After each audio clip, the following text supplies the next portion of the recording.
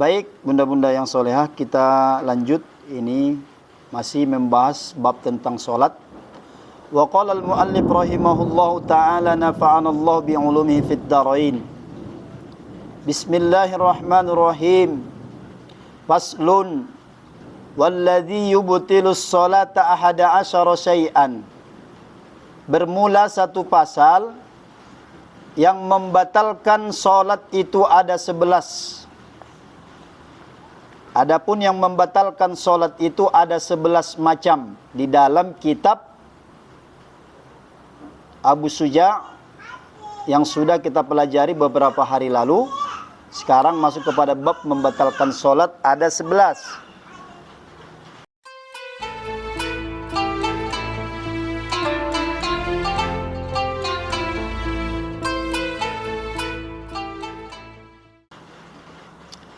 Tapi nanti kalau misalnya ibu-ibu mendengar atau mungkin membaca dari kitab yang lain, ini 11 ini belum harga mati, ya.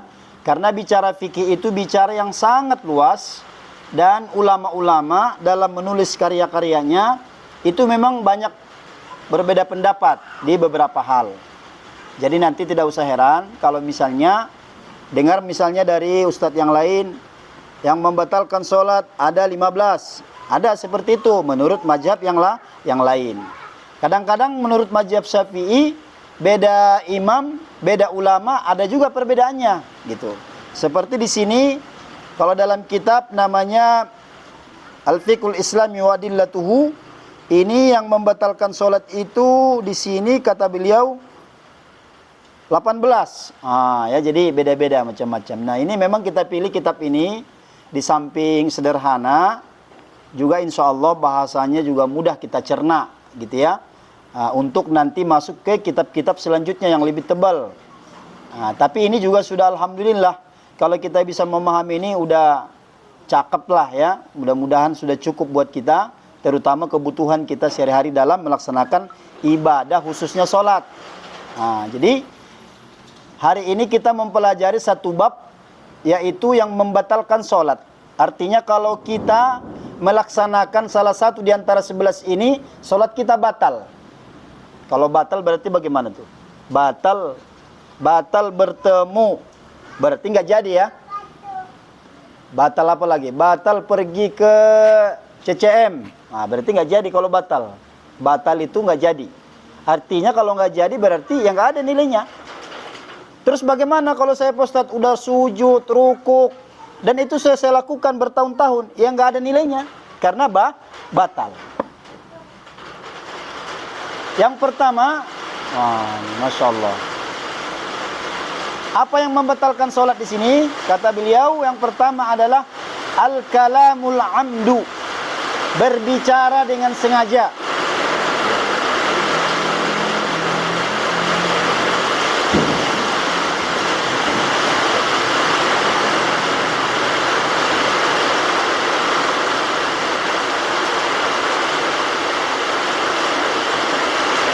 Berbicara dengan sengaja.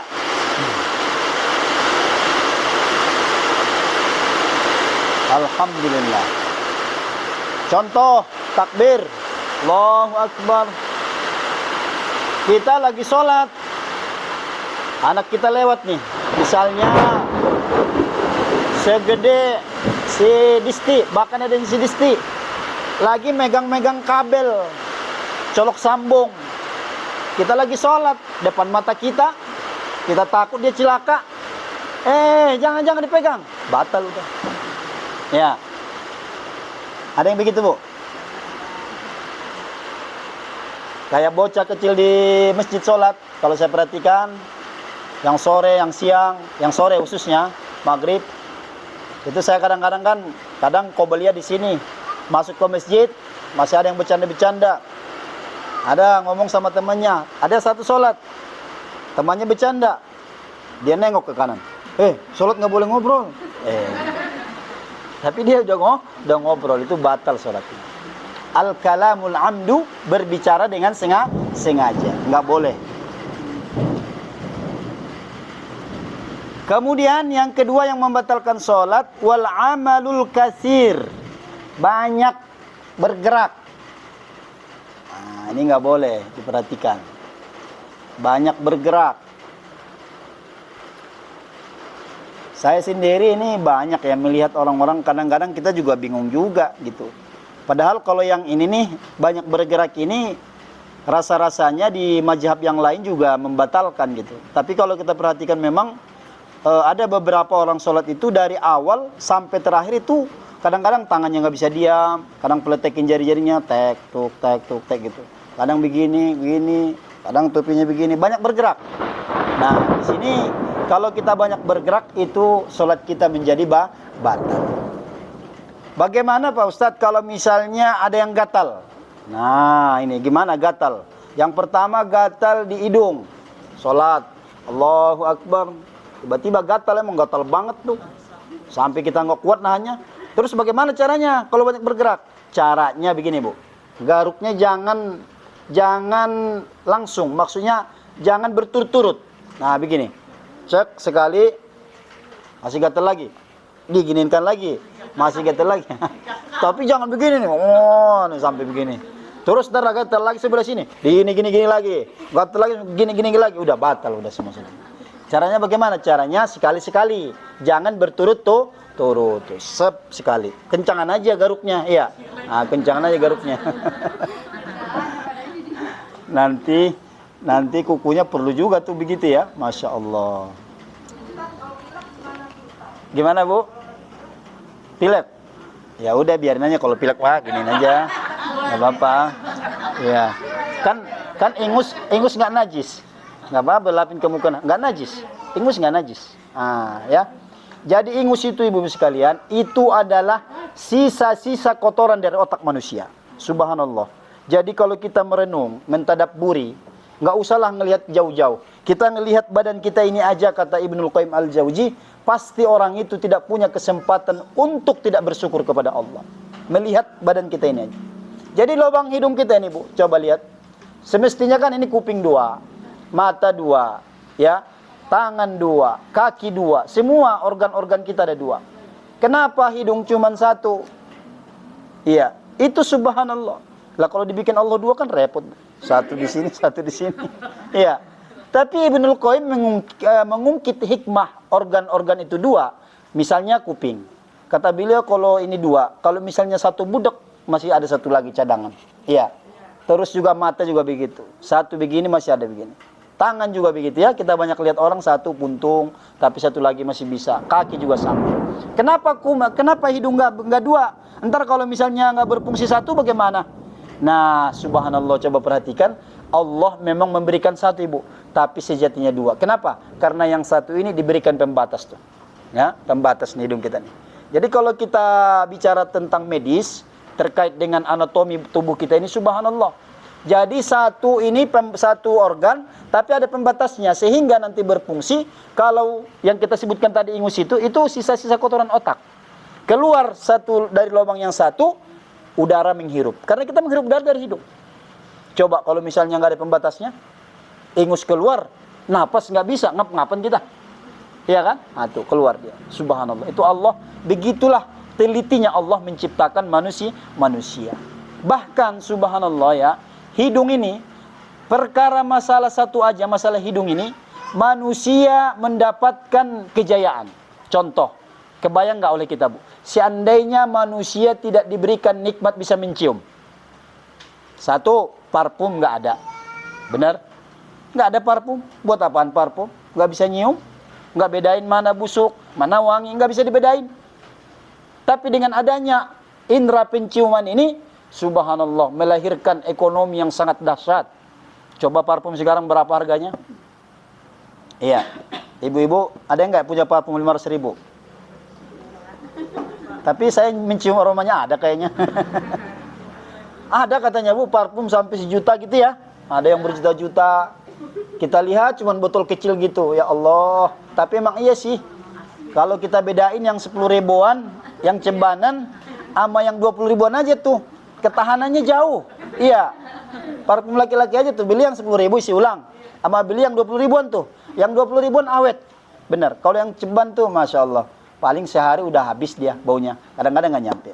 Ya. Jadi coba kita perhatikan ciptaan Allah kepada kita tadi. Jadi kalau ingus itu bukan najis, ya, bukan najis. Jadi kalau Ibu Nafisa nanti lagi pilek, ya kan, mengucur terus, udah nggak apa-apa. Cuman paling ntar resikonya mau kena, ya, mau kenanya jadi korban ya. Selanjutnya yang membatalkan sholat itu adalah wal hadas. Wal hadas itu ya berhadas. Mohon maaf, misalnya buang angin, ya, buang angin disengaja maupun tidak disengaja. Jadi kalau masalah buang angin ini, mohon maaf, tidak bisa ngomong, ya Allah, saya kan nggak sengaja ya Allah, nggak bisa, ya.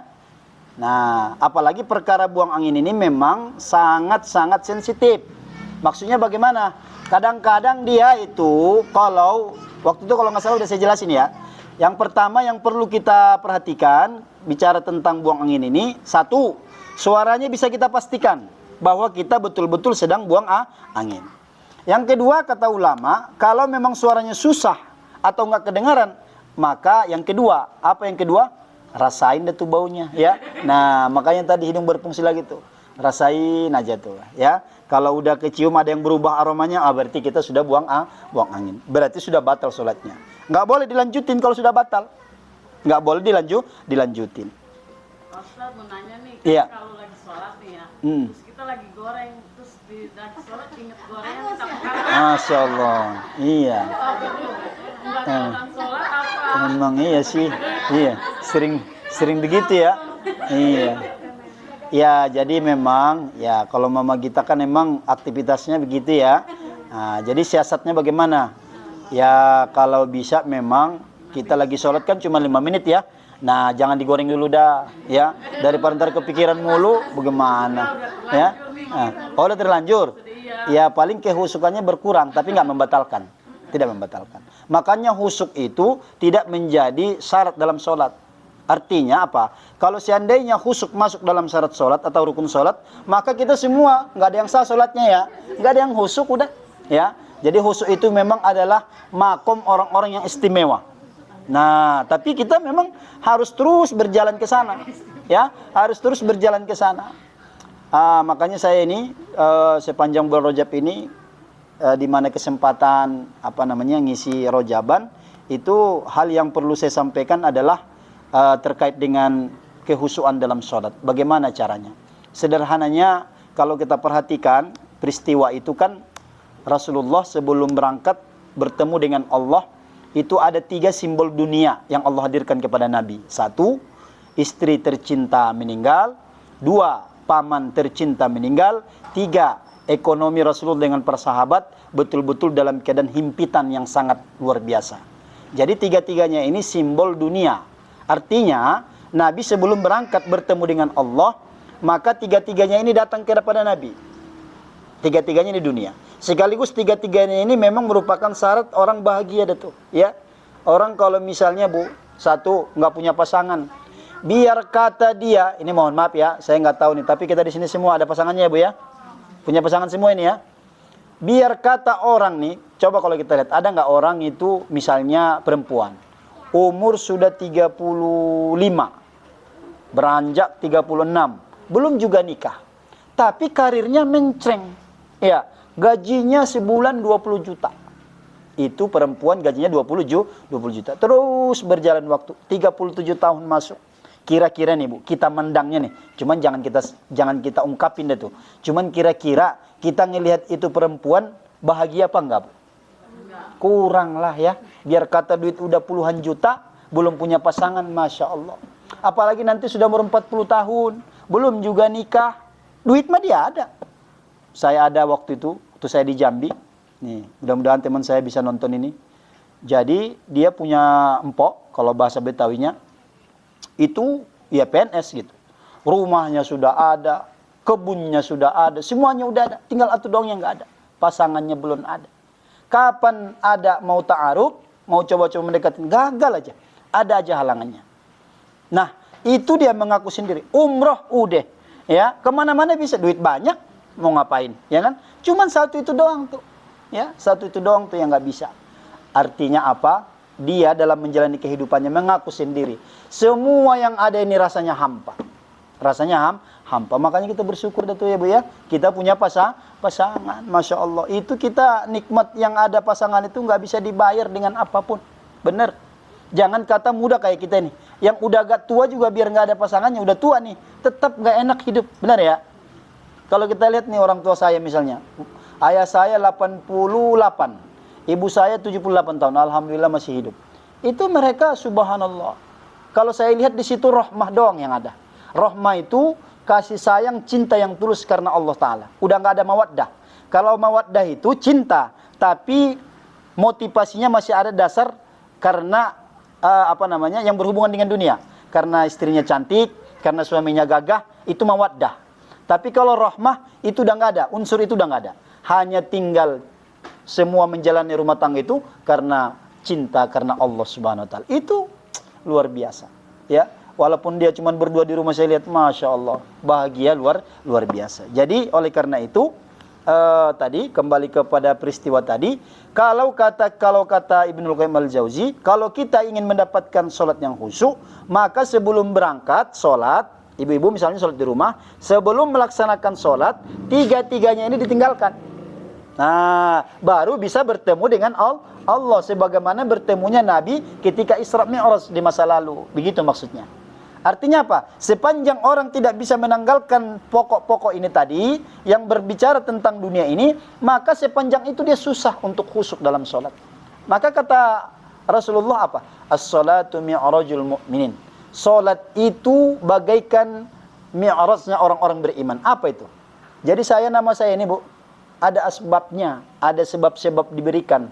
Dulu pas saya lahir tuh kayak tadi malam tuh kan di sini malam Sabtu lagi ngadain Isra Mi'raj.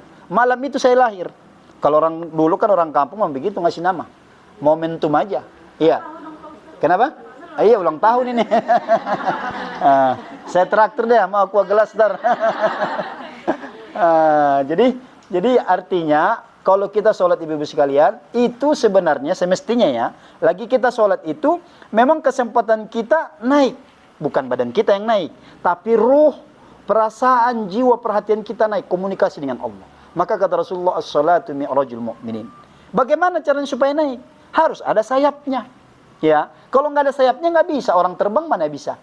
Makanya sayapnya apa? Maka lewat sholat-sholat yang ada itu, subuh 2 rakaat, maghrib 3, isya 4, zuhur 4. Itulah sayap-sayap kita. Mana dalilnya nih? Al-Quran surah Al-Fatir ayat 1. Apa kata Allah? Ja'ilil malaikata rusula. Allah menjadikan malaikat-malaikat itu sebagai utusan. Kenapa? Uli ajanihatun masna wa sulasa wa ruba. Ternyata malaikat-malaikat itu punya sayap, nggak ada yang sama. Ada yang 2, ada yang 3, ada yang 4. Itulah rakaat salat itu hikmahnya. Maka ada 2 rakaat, ada 3, ada 4. Itu mesti dijadikan sebagai sayap bagi orang beriman. Untuk apa? Untuk terbang menghadap Allah, berbicara di dalam salat. Begitu. Ya, selama ini kita nggak tahu kan, kenapa sih ada 2 rakaat, kenapa ada 3 rakaat, kenapa ada 4 rakaat? Itu salah satunya di sana alasannya. Ternyata sholat kita itu bagi orang beriman bagaikan sayap kita untuk menuju Allah Subhanahu Wa Taala. Jadi itu tips yang sederhana kalau ibu-ibu mau mendapatkan sholat yang khusyuk, tinggalkan aspek-aspek dunia dulu untuk 5 menit dah ya. Tadi yang goreng bakwan matiin dulu ya, lagi ngecas dicabut dulu, apalagi lagi masak ini, apalagi kompor tuh kan ngeri banget itu ya. Begitu sudah takbir pertama baru ingat kompor udah lama banget dinyalain tadi. Geluduk-geluduk kan. Wah, takut ntar kering airnya bisa pecah. Udah sepanjang sholat udah nggak bakal usuk udah. Ya, apalagi sebelumnya tadi nyari-nyari dompet, kemana ya nyari-nyari dompet. Cari di selipan baju kagak ketemu, di atas kulkas nggak ketemu, ya kan? Pergi ke dapur nggak ketemu. Perasaan tadi saya pegang kemana ya? Ingat-ingat duitnya masih ada lembaran cepean tuh, ada 5 lembar. Lah, Allahu Akbar. Setan memang pinter banget deh tuh. Ya, kita begitu Allahu Akbar datang dia. Tadi dompetnya di sono no. Udah. Kepikiran kita, mana bocah megang-megang lagi kan? Waduh, ini kepegang tadi. Akhirnya buyar, udah nggak bisa sholat lagi. Masya Allah. Selanjutnya yang membatalkan sholat wahudusun najasah. Adanya najis, jatuh najis kepada kain kita, tempat kita sholat, atau tempat, kain, badan kita. Kejatuhan najis. ini batal sholat kita. Ya, jadi bagaimana kalau kita lagi sholat? Kecuali najisnya yang kering. Contoh, tai burung, tai cicak, itu kering. Cuman jangan diapa-apain, diamin aja. Ya, nah tapi kalau dia sifatnya basah, najisnya terkena sama kita, maka sholat kita batal. Batalkan aja, ulang lagi. Kalau itu yang mengena pakaian, ganti pakaiannya, ganti mukenanya. Kalau itu badan kita, ya bersihkan. Kalau itu tempat sujud kita, sejadah, ganti sejadahnya. Tapi yang jelas, kalau kita lagi sholat terkena najis, maka sholatnya batal. Selanjutnya, apalagi yang membatalkan sholat? Wa inkisaful aurah, tersingkapnya aurat, terbukanya aurat. Lagi sholat, misalnya angin kencang, ya angin kencang berhembus, atau mungkin kipas angin di masjid kencang banget tuh, pas menghadap kita, sehingga mukena kita terbang gitu ya, sehingga menjadikan aurat kita terlihat, betis kita terlihat, maka batal sholatnya. Betis doang terlihat, batal sholatnya. Nah apalagi bagian-bagian yang lain lebih batal lagi. Maka kalau seperti itu bagaimana? Kalaupun kita nggak sengaja bagaimana Pak Ustadz? Iya, tetap batal. Nah, makanya pentingnya kalau perempuan itu, yang udah kita pelajarin di pertemuan sebelumnya, bab-bab tentang syarat-syarat sholat, menutup aurat. Itu harus rapi. Jadi kalau misalnya kita, mukenanya juga di kepala semua, rambut juga dipastikan. Saran saya kalau masalah rambut ini memang harus pakai, yang dalaman itu? Ciput ya. Nah, ciput apa ciprut? Ciput ya, pakai ciput supaya apa? Supaya nggak keluar dia. Kalau nggak memang, apalagi ibu-ibu misalnya rambutnya yang rada-rada ikal, ya, rada-rada ikal itu kan kasar ya. Nah itu akan dikhawatirkan keluar. Kalau rambutnya yang lembut juga tetap. Jadi kalau pakai dalaman aman, kedalaman semua tutup, ya. Terus mukenanya juga dipastikan panjang sampai menutup seluruh badan, kecuali muka dan telapak tangan. Kenapa Bu? Jari kaki. Jarinya. Kalau ininya nggak apa-apa. Tapi kalau badannya nggak boleh. Badannya harus. Makanya sebenarnya abdolnya itu memang kalau kita, apalagi kalau pergi ya, disarankan itu pakai kaos kaki. Nah, pakai kaos kaki aman dah. Ya, pakai kaos kaki aman. Biar kata entar mukenanya ujungnya begini-begini ditiup angin, aman kita karena pakai kaos kaki. Apalagi kaos kakinya agak panjangan tuh sampai ke setengah betis kita, itu aman. Jadi saran saya pakai kaos kaki itu jauh lebih aman. Seperti itu ya. Kemudian wa taghyirun niyah. Selanjutnya yang keberapa ini? 6. Salah kali. Iya benar. 6. 1, 2, 3, 4, 5. Oh ya 6. Taghyir niat maksudnya merubah niat. Kita mau sholat zuhur, Allahu Akbar. Kita baru nyadar di rakaat kedua, kita rupanya mau sholat asar. Kita rubah niat, batal sholatnya. Karena niat itu dilakukan di awal kita mengangkat kedua tangan, ya. Jadi pentingnya niat itu. Jadi jangan di tengah jalan baru berubah niat, ya. Nah, kalau kita merubah niat, atau misalnya benar kita sholat zuhur, benar sholat zuhur, tapi dalam hati kita begitu satu rakaat belum selesai baca Al-Fatihah, dalam hati kita gini, saya tadi sah nggak ya niatnya? Kayaknya enggak deh, kayaknya enggak. Nah begitu, udah nggak boleh lagi. Makanya begitu takbir, mantap, jangan ragu sedikit pun. Ya Allah, aku sholat zuhur 4 rakaat menghadap kiblat karena Allah Ta'ala. Allahu Akbar. Udah jangan ragu-ragu. Kapan ragu, itu bisa membatalkan sholat. Jadi jangan ragu niat, nggak boleh. Apalagi merubah. Udah jelas membatalkan sholat. Selanjutnya yang ketujuh, wa istidbarul kiblati, membelakangi kiblat. Kalau kita sengaja. Kalau kita di dalam perjalanan, di kapal laut, di pesawat, atau di mana lagi ya, di tempat-tempat kita berjalan, memang kita nggak tahu kiblat kemana arahnya. Walaupun kita berusaha semaksimal mungkin, bisa dengan bertanya, bisa dengan melihat matahari. Tapi setelah kita melakukan usaha yang maksimal, ternyata salah, itu nggak apa-apa kalau dalam perjalanan. Yang dimaksud di sini membelakangi kiblat, ya lagi misalnya kita di sini, ntar ibu-ibu sholat di rumah, kiblat ngadap sono. Ngadap sono apa namanya? Mulon. Ngetan apa sih ngetan? Timur ya? Ngetan timur apa barat? Ngetan timur ya? Kalau barat, mulon. Satu lagi apa tuh? Satu lagi. Nah, jadi kalau sengaja ibu-ibu membelakangi kiblat, maka sholatnya menjadi batal. Dipastikan. Tapi kalau di sini mah, di tempat-tempat kita, di berbagai daerah di Indonesia ini, persoalan ini sangat mudah. Ini mah cerita zaman dulu sebenarnya, Maya. Kalau masalah membelakangi kiblat ini, karena dulu ya masjid jarang, kompas belum ada. Terus ya zaman dulu tuh tanda-tanda yang bisa didapatkan oleh orang-orang beriman zaman dulu tuh tanda-tanda alam aja. Jam belum ada jam, ya kan? Sekarang udah enak. Kalau sekarang ini nyaris ini nggak mungkin terjadi ini mah. Kalau ada sempat ibu-ibu saking buru-burunya mau sholat, mungkin bisa jadi juga sih. Saking buru-burunya akhirnya miring-miring tuh kiblatnya ya. Nah, itu hati-hati. Dipastikan menghadap kiblat. Yang kedelapan, wal aklu, makan.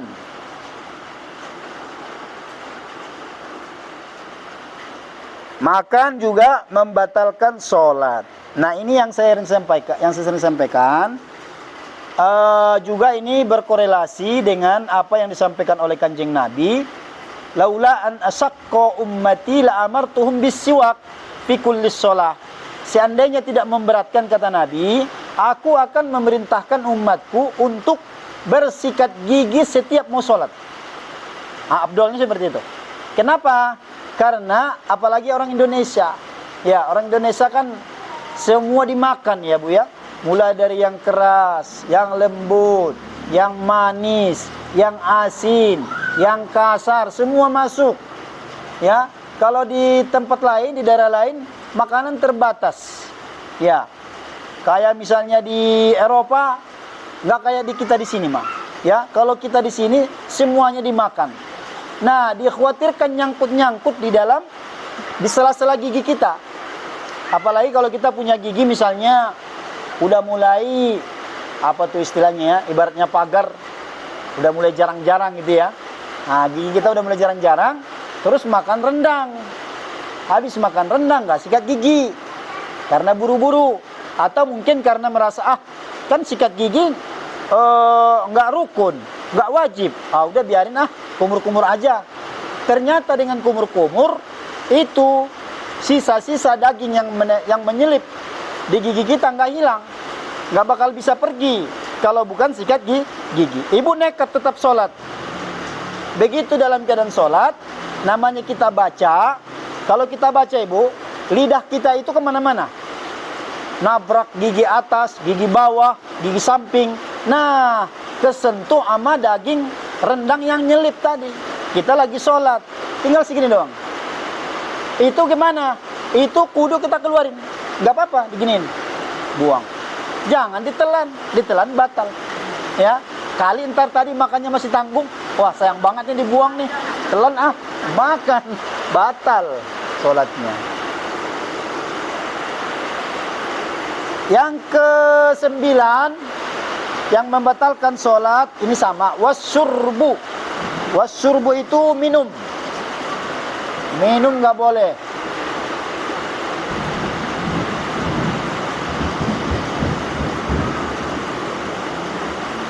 Tapi saya ini lagi mikir juga nih, apa iya ada orang minum dalam sholat ya? Saking hausnya kali. Ya. Terus bagaimana kalau kita ngumpulin ludah kita agak banyakan terus ketelan? Kalau itu nggak batal. Nah, ludah sebanyak apapun, kalau ludah kita kumpulin sebanyak apapun, kita telan, itu nggak membatalkan. Tidak membatalkan sholat, tidak membatalkan puasa. Asal ludah yang kita telan, ludah sendiri dah tuh. Dan syarat yang kedua, ludahnya belum keluar. Nah, ini yang perlu diperhatikan. Masih di dalam mulut. Kalau udah keluar, kali gitu kan. Saya sama bocah saya bilang, dikeluarin, bulan puasa dikumpul-kumpulin, dimasukin plastik. Masukin plastik, masukin kulkas dah. Kata dia, kata Pak Ustadz, kalau ludah sendiri nggak batal katanya, diminum lagi sama dia. Aduh, kalau udah keluar batal. Yang ke-10 yang membatalkan sholat, wal qahqahatu, tertawa.